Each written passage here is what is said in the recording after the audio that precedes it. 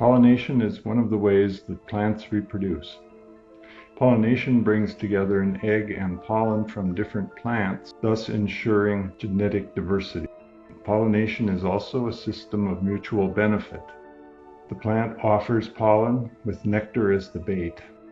The birds, bees, bats, and bugs come for the nectar and take a little pollen as a door prize to the next flower.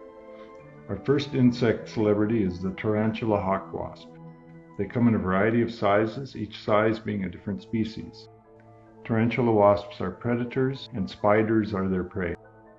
Each size wasp finds spiders about its own size. The largest wasps hunt for tarantulas.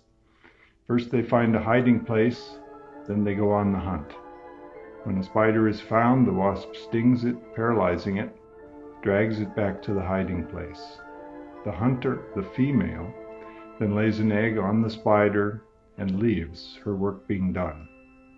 The egg hatches, the larva burrows into the living spider's body and consumes it until it's ready to pupate and then emerge as an adult. They are not great pollinators because of their hard, smooth shell, but this one is visiting the nolina for pollen and nectar. Honeybees are far and away the pollination all-stars, and they are attracted to the nolina for pollen and nectar, which is their entire diet. Honeybees are colonial insects and so must collect enough pollen and nectar in 4 to 5 months to feed their hungry horde of 50,000 workers through the winter and into the next spring. This small metallic bee is a sweat bee. Sweat bees eat nectar and pollen and also provision their nest tunnels for their developing offspring.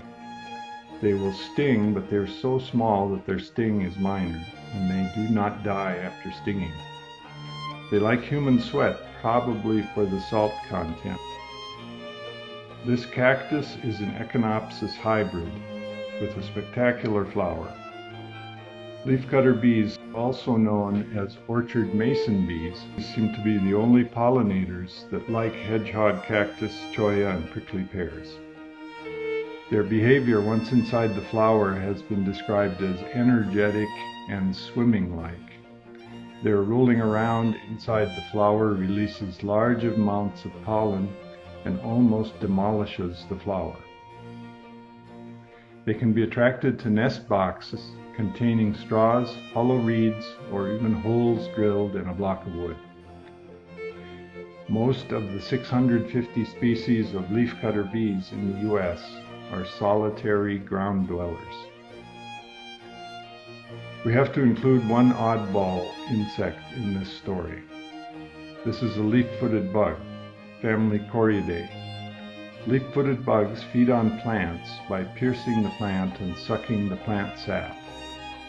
They are largely harmless, however some species, such as squash bugs, do considerable damage to food crops, and kissing bugs bite mammals, humans, and other vertebrates for a blood meal. This leaf-footed bug would like to feed on the sap of the soap tree yucca, more likely because the yucca stem is too tough to pierce. The bug is sucking nectar and sap out of the flower. The last act in our story belongs to butterflies. Amazingly, over 300 species of butterflies have been identified in New Mexico. Here we have a southern dog-faced butterfly nectaring on a desert mule's ears.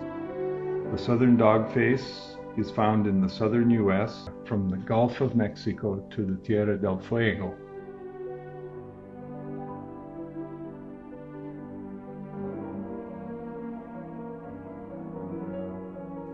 The desert mule's ears is a dryland sunflower with large yellow flowers and sandpaper-like leaves.